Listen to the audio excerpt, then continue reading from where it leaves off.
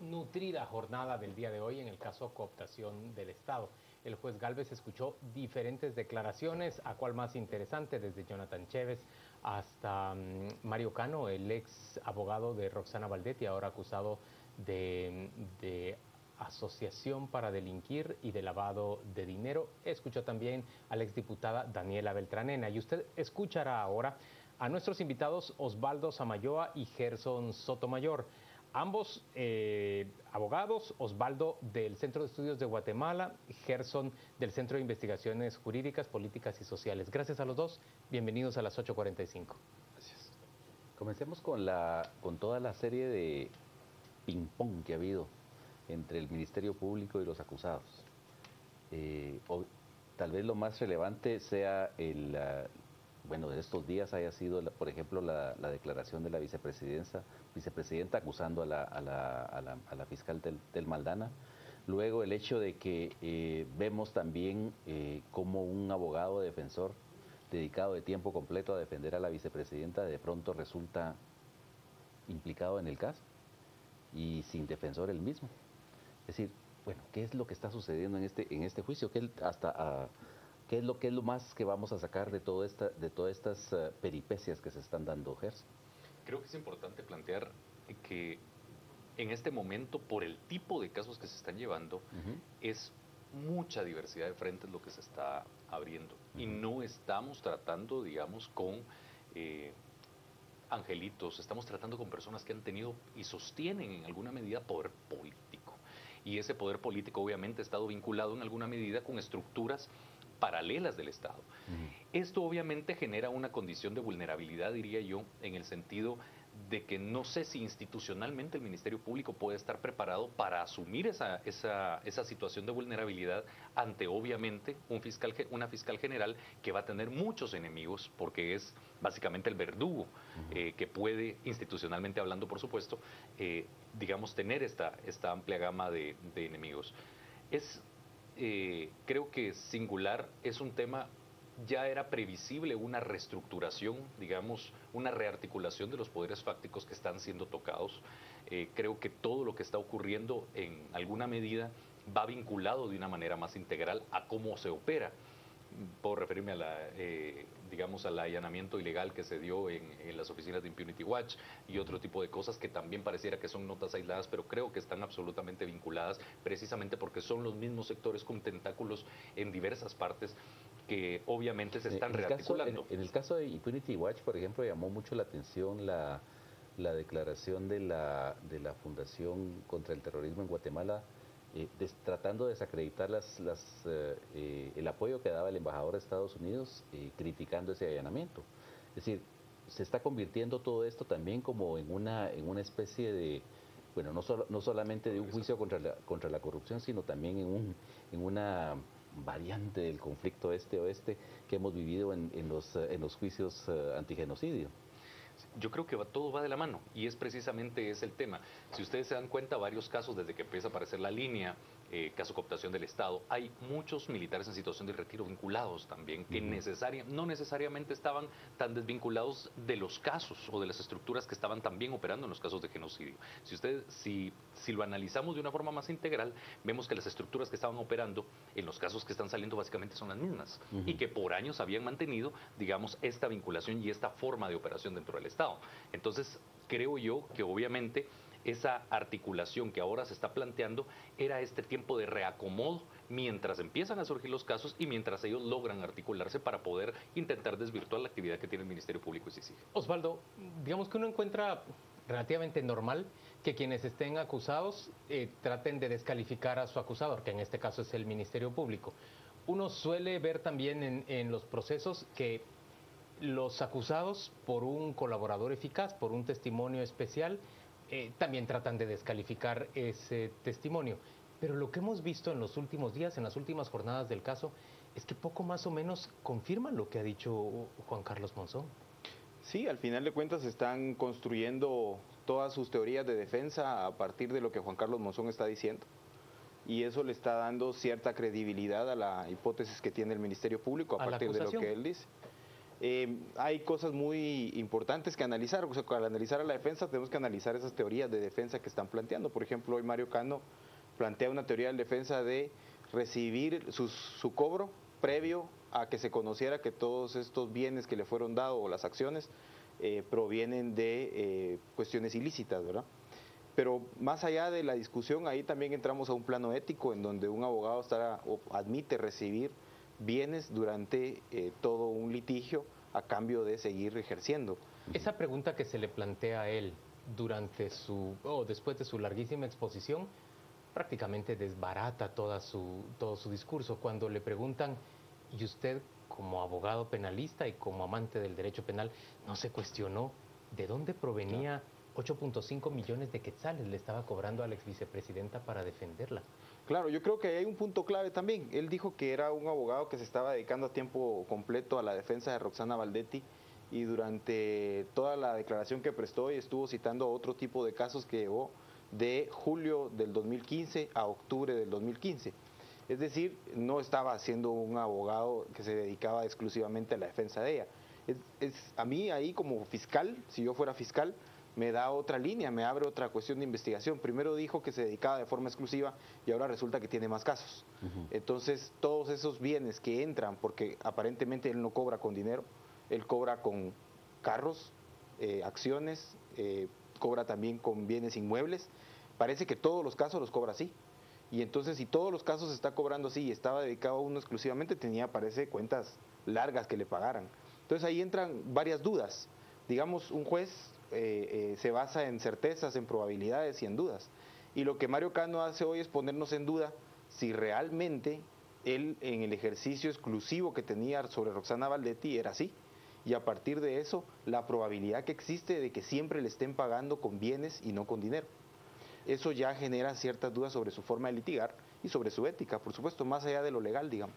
Ahora, lo que llama la atención también en la declaración de la secretaria privada de la vicepresidenta es el hecho de cómo, por ejemplo, un cargo pagado por el Estado resulta siendo prácticamente el ama de llaves del funcionario público. Eso por una parte. Y luego además, cómo los fondos públicos administrados por esta ama de llaves pagada por el Estado sirven para pagar los gustos, las necesidades personales de los descendientes de la vicepresidenta. Es decir, vemos realmente un patrón de conducta que también se está repitiendo, por ejemplo, en el Congreso, con lo que se les indica al diputado Cristian Businot. Es decir, ¿cómo hemos llegado a ese tipo de modelo y patrón de conducta? Yo creo que es muy fácil determinarlo.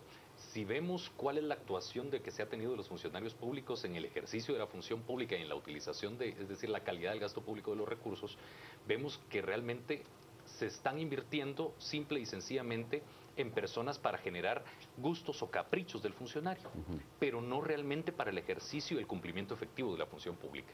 ¿Y a qué me refiero con esto? Es que precisamente, y que se dio también el caso en el Congreso, hay temas, personas que se dedican a hacer otro tipo de funciones que para las que son contratadas. Y eso dentro del Estado es estafar al Estado, básicamente.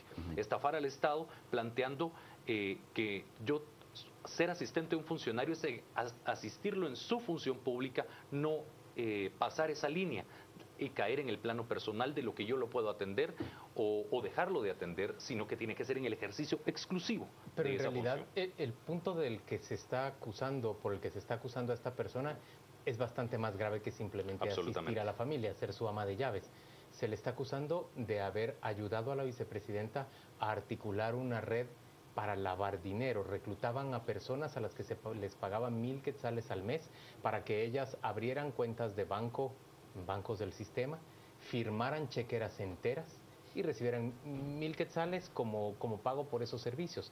En esas chequeras, en esas cuentas, la vicepresidenta hacía lavar o hacía pasar fondos que ella había obtenido de manera ilícita. ¿Cuál pandilla, verdad? ¿Cuál pandilla extorsionista de esas que nos dan miedo, que están en la zona 18? Pero pandilla muy porque organizada. Dicen a esa pandilla 18, esa mara salvatrucha, extorsiona, lava el dinero de esta manera, le coacciona gente, le da dinero para que abra cuentas. Es una pandilla de cuello blanco. Es una pandilla de cuello blanco, es una pandilla estructurada con cabecillas, que extorsiona y, como bien decía Gerson, nos estafa.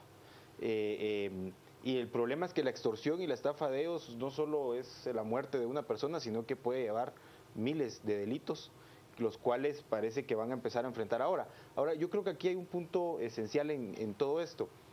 No, como Estado, somos un Estado que aún estamos viviendo situaciones heredadas de la guerra que vivimos, porque a alguien le conviene que no se arreglen ciertas cosas dentro de la administración pública. Y no le conviene porque ese desorden que ha dejado la guerra sigue sirviendo para que ciertas personas se sirvan del poder. Y ese servirse del poder es un Estado autoritario, un Estado que se basa en castigar, no se basa en solucionar, ni en prevenir, ni ayudar a las necesidades de la población, sino que lo que está buscando es cómo aprovecharse, cómo servirse de él, cómo enriquecerse, y que hayan más pobres no le interesa. Yo creo que ese es el modelo. La pregunta sería, ¿ese es el modelo que queremos seguir sosteniendo en el ámbito de administración pública? Porque si lo queremos seguir sosteniendo ese modelo, no tenemos que meternos ni a cuestionar el modelo político, ni a cuestionar el modelo económico. Es importante en este momento cuestionar esos modelos para buscar la fórmula y los planteamientos de poder superar esta situación de aprovechamiento del poder público. Y eso se hace difícil cuando, como bien decía Gerson, aparecen los mismos actores rodeando a los mismos actores políticos. Otto Pérez Molina es un exmilitar, rodeado de poderes económicos, rodeado de algunos medios de comunicación, rodeado de algunas personas que le financian por aprovechamiento de ese poder, y nos aparecen los demás partidos políticos rodeados de los mismos personajes.